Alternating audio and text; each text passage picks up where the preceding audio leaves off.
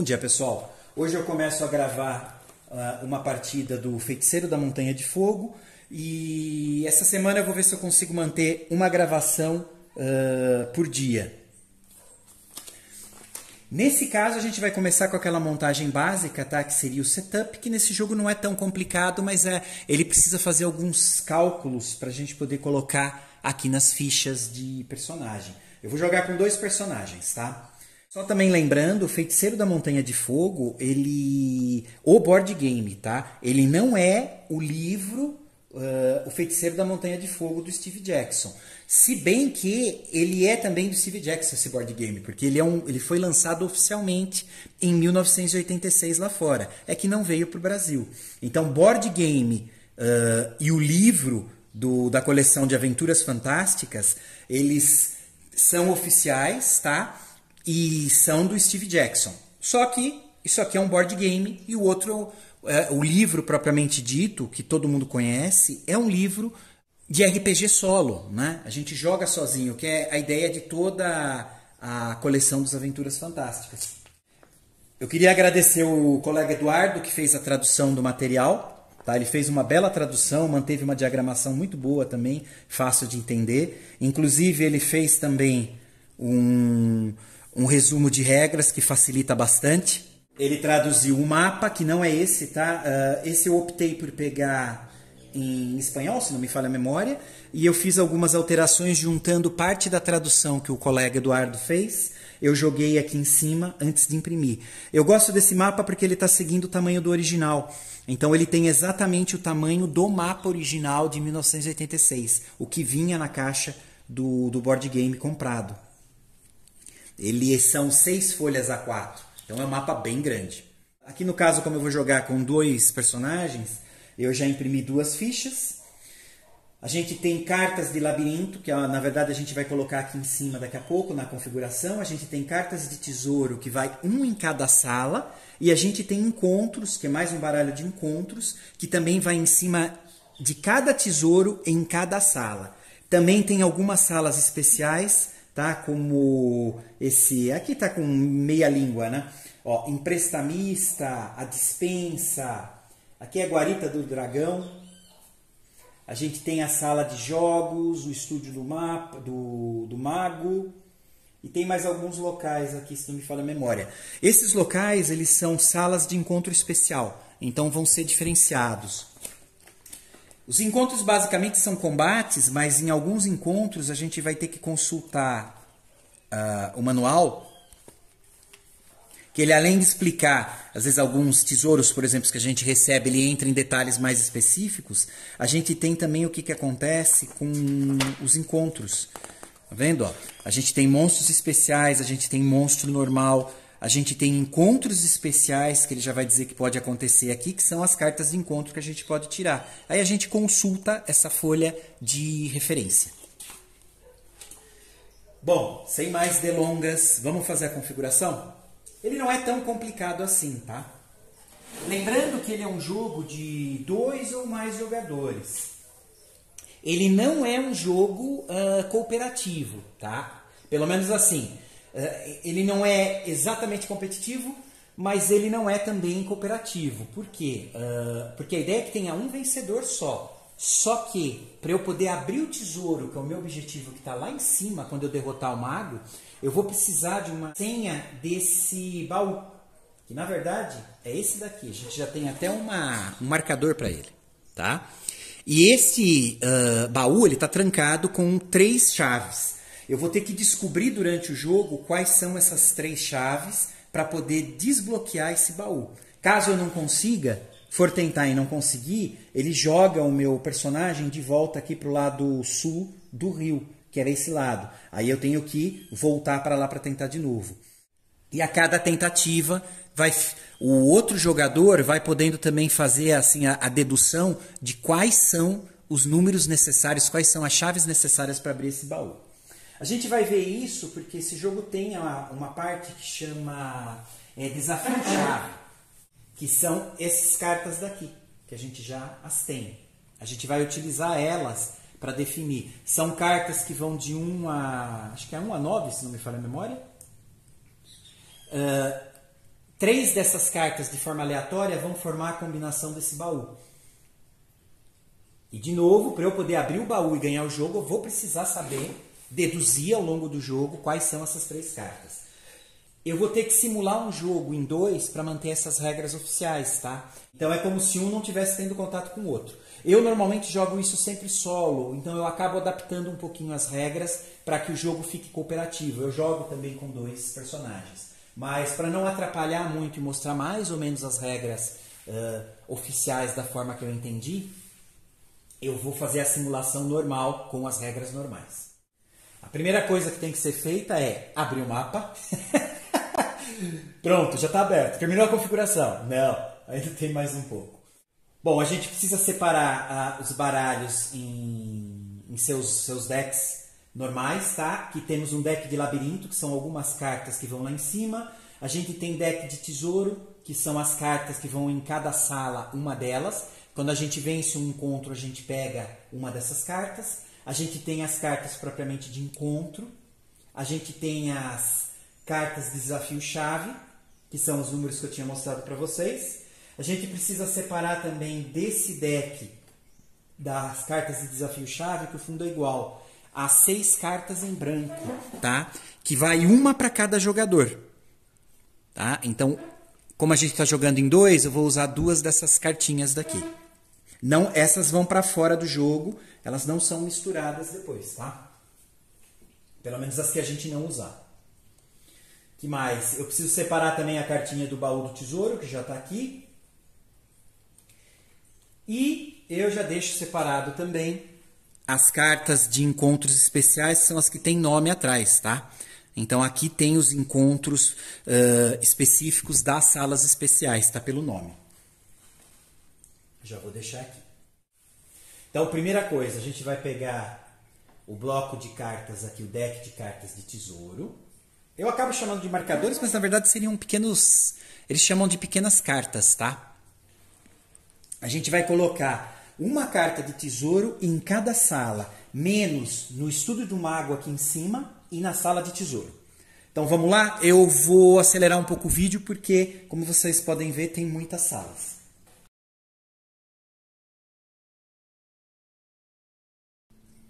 Bom, feito. A gente colocou todas as cartas de tesouro distribuídas nas salas, menos no estudo do mago, né, na sala do mago, do feiticeiro e no tesouro. Agora a gente vai colocar as cartas de encontro especial, que é aquelas que tem o fundo amarelo, que já tem os nomes das salas, tá? Fonte da vida. Mesma coisa, tá, pessoal? Eu vou acelerar um pouquinho. Prontinho. A gente colocou todos os marcadores dos encontros fixos, cada um na sua sala específica. Como os marcadores, ou as cartas, como vocês quiserem chamar, eles não são muito fáceis de visualizar, eu costumo colocar sobre um pouco inclinado, tá? Ele acaba formando essa estrela, então visualmente eu acho mais fácil. Outra forma de fazer é colocar um marcador. Quem tem os famosos cubinhos, coloca um cubinho em cima de cada sala especial para a gente saber.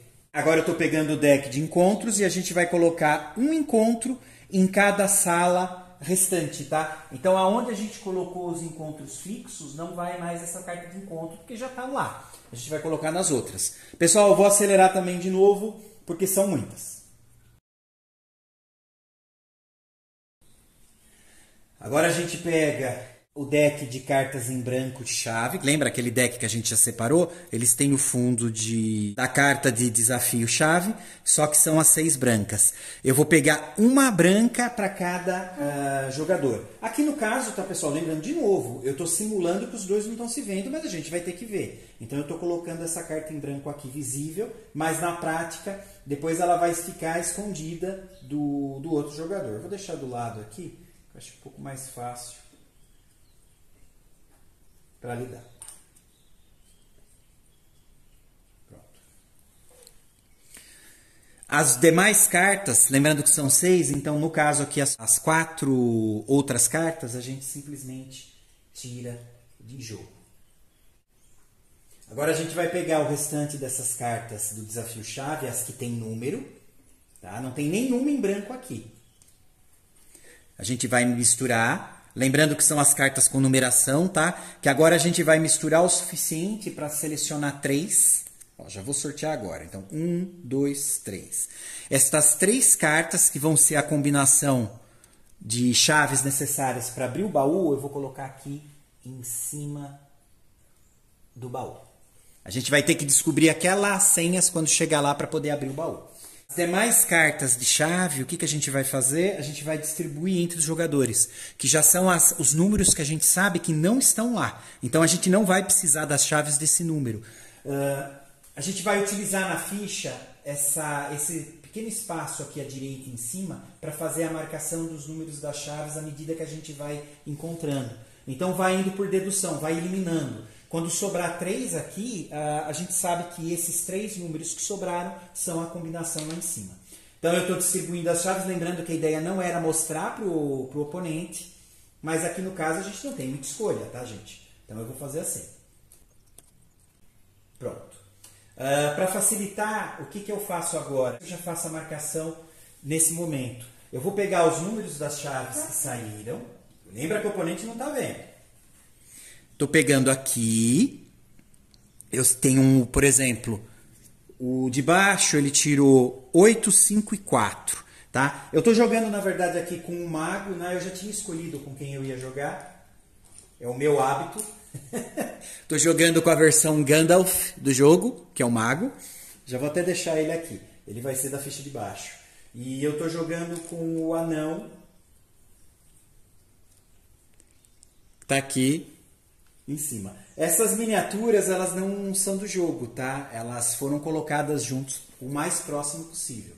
Elas também é de outro artista, elas não são referentes a esse board game. Mas o legal é que para quem gosta de jogar com miniatura de papel, tá aí. Bom, então o meu hábito, aí eu pego os 3 números que saíram, aqui no caso pro feiticeiro, e já vou riscar 8, 5 e 4. Então eu sei que esses 3 números, já vou deixar eles aqui, ó, 8, 5 e 4. Eles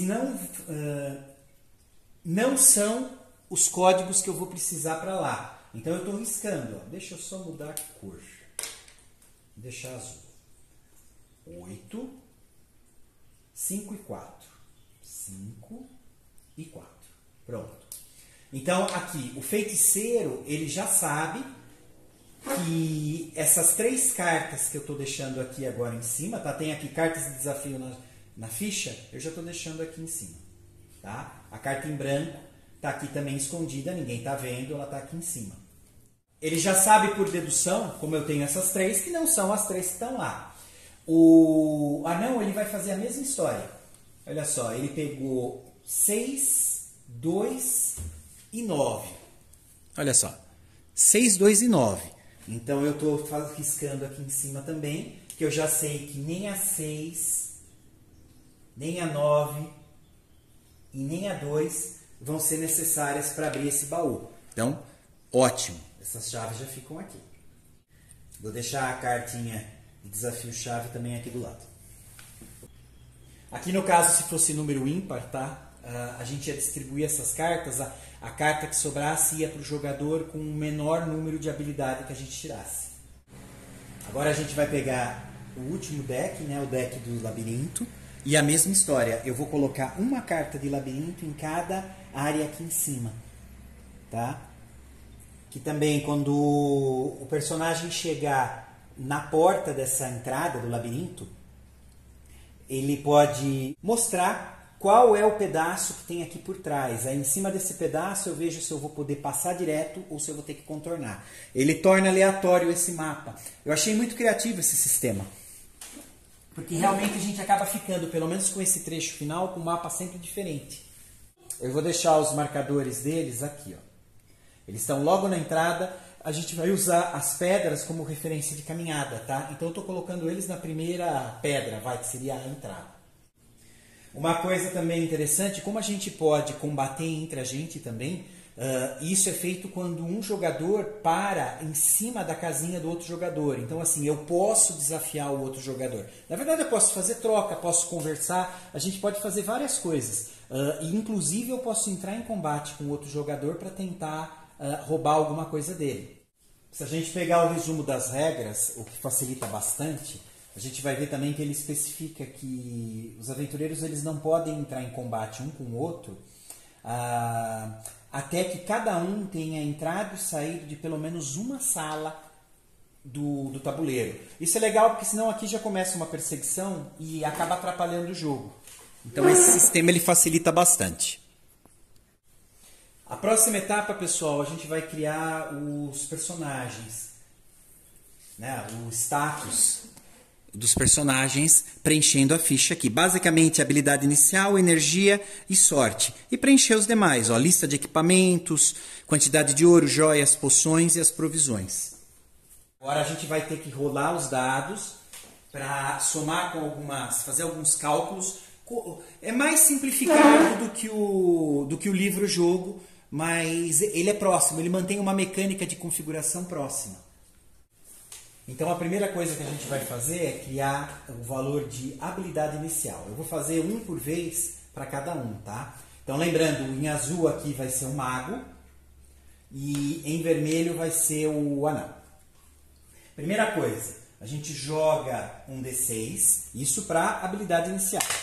Ó, 3. Então a gente rodou 3 aqui para o feiticeiro. Olha na tabelinha que está aqui no próprio resumo das regras para facilitar, ó. Se for jogado de 1 a 2, eu começo com 9. De 3 a 4, com 10. De 5 a 6, com 11. Aqui no caso, como eu tirei 3, então de 3 a 4 eu começo com 10 de habilidade inicial. Então eu estou colocando aqui 10 de habilidade inicial. Vamos fazer a mesma coisa para o anão? Então estou jogando um D6, ó, deu 4. Aí eu olho lá na tabelinha criando personagens. Habilidade, jogando dados, saiu de 3 a 4, 10 também. Está equivalente, aliás. 10.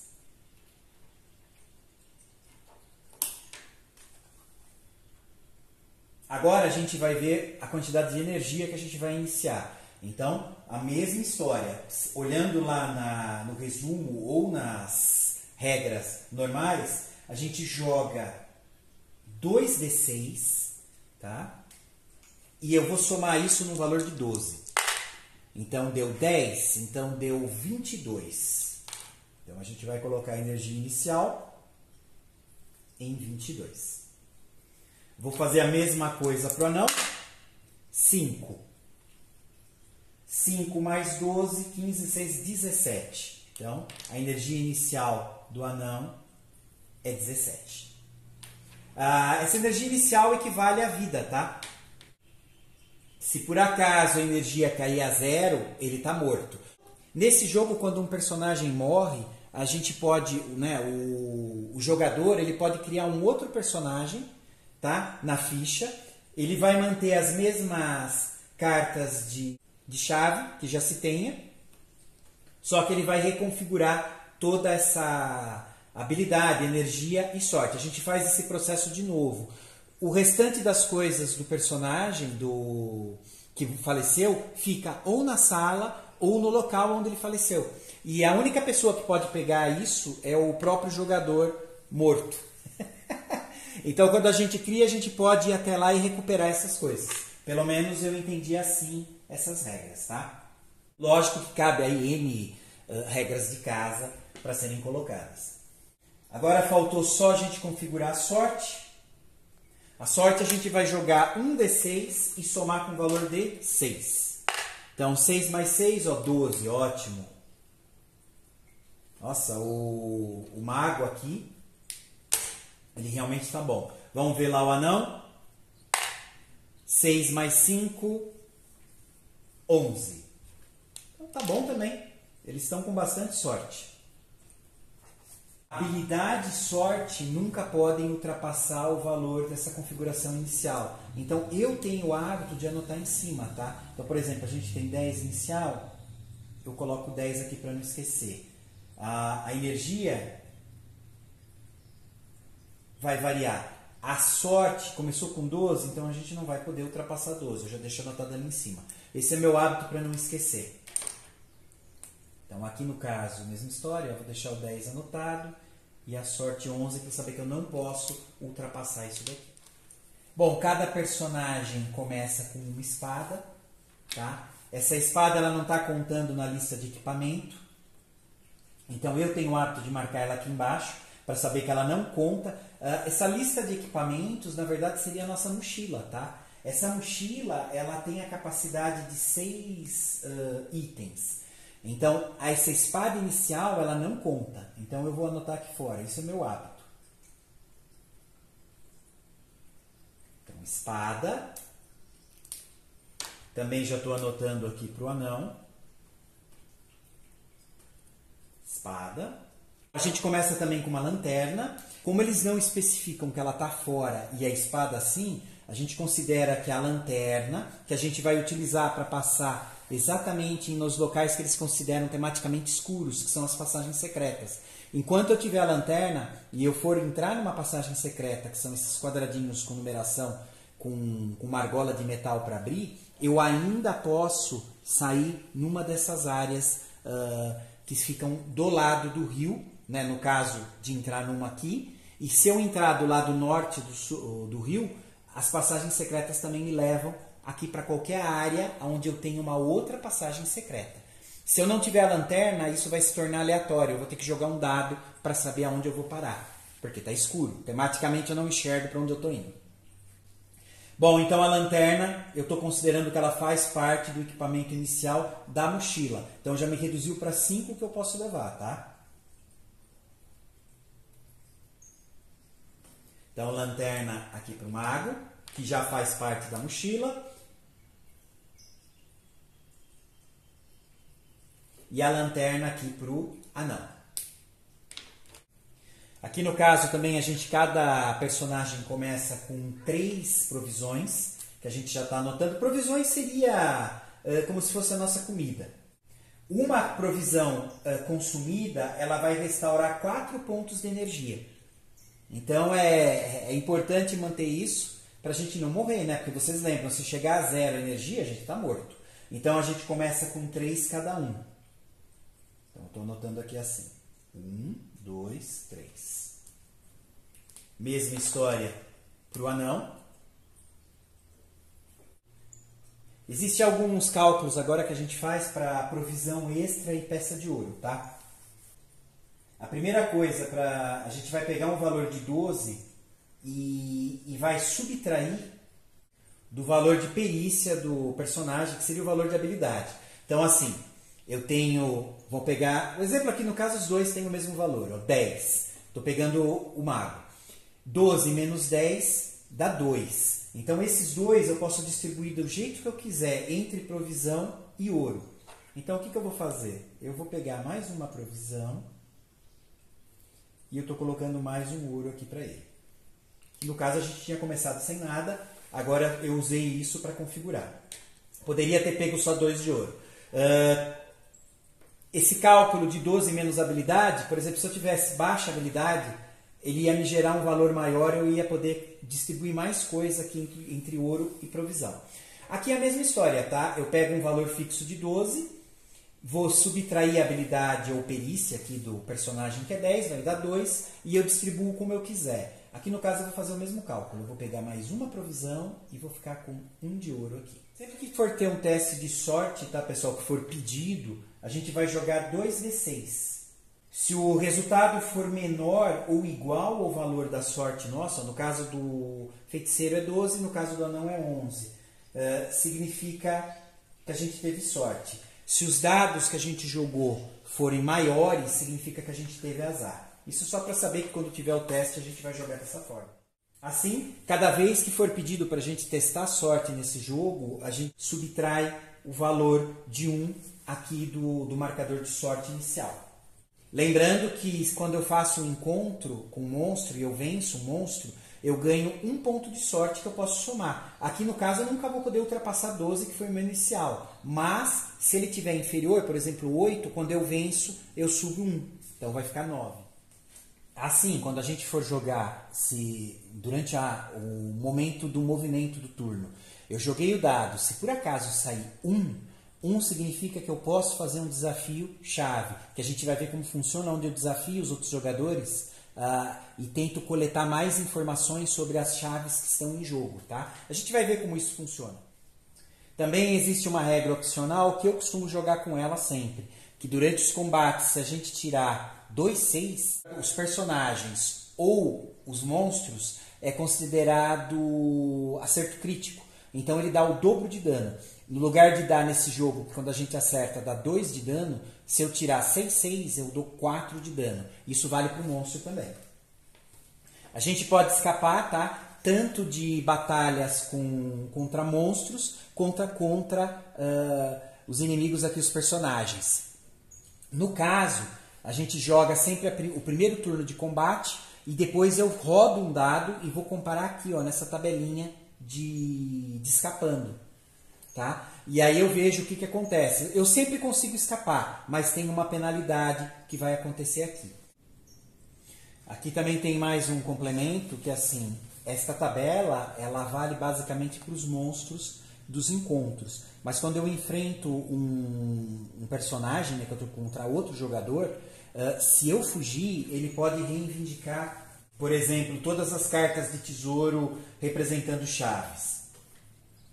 Não as cartas-chave, tá? Não essas cartas que a gente fez o desafio, mas as cartas de tesouro onde tenha um molho de chaves, que é uma das metas que a gente coletar durante o jogo. Também eu posso alterar isso e o vencedor, né, ele pode reivindicar um cartão de tesouro em vez de chaves. Ou seja, eles dão um leque de opções do que pode acontecer. A gente também vai ver isso durante se a gente for fazer um combate um contra o outro, eu mostro certinho o que pode ser feito. Mas ele dá um leque, eles são bem abertos à interpretação. Então a gente pode jogar de forma mais complicada, mais fácil. O legal desse jogo é isso. Eles não são tão fechados com relação à regra. Lembrando que eu estou falando isso se a gente resolver fugir do combate, tá? Então, de novo, fugir de um combate, de um encontro de monstro, eu olho, vou rodar um dado e jogar nessa tabela daqui e olhar. Aí, se a gente tiver um encontro um combate entre personagens, aí eu não olho aqui e a gente pega a regrinha que a gente escolheu logo no início do jogo. Bom, pessoal, eu acho que basicamente é isso. Acredito que eu não tenha esquecido nada. Lembrando só que eu tenho o hábito de fazer essa marcação porque eu jogo sozinho. Se vocês preferirem não marcar na ficha para o oponente não poder ver as cartas que vocês tiraram do desafio-chave, é melhor. É que aqui eu já coloco para não esquecer. E porque eu estou jogando sozinho e não tem problema eu ver as fichas porque é necessário. Bom, pessoal, então é isso. Qualquer coisa que eu tenha esquecido, eu lembro quando a gente for começar a partida propriamente dita. Mas vocês perceberam que assim não é tão complicado quanto parece. A gente não está tão habituado, pelo menos atualmente, a fazer esses cálculos para habilidade, energia e sorte. Quem já está acostumado com a coleção de livros, né, das Aventuras Fantásticas, ou mesmo quem já teve contato com o próprio jogo, o Feiticeiro da Montanha de Fogo, o livro-jogo, vai saber que isso daqui assim, é muito parecido. Então, nesse jogo, a principal dificuldade que a gente tem dos jogadores modernos é entender isso daqui. Lá, e, lógico, depois interpretar os encontros, porque vai ter que ser consultado na tabela lá do manual. Bom, pessoal, é isso. Amanhã, provavelmente, eu já inicio a partida propriamente dita. A gente vai tentar manter um vídeo por dia, tirando quarta-feira, tá bom? Pessoal, um abraço!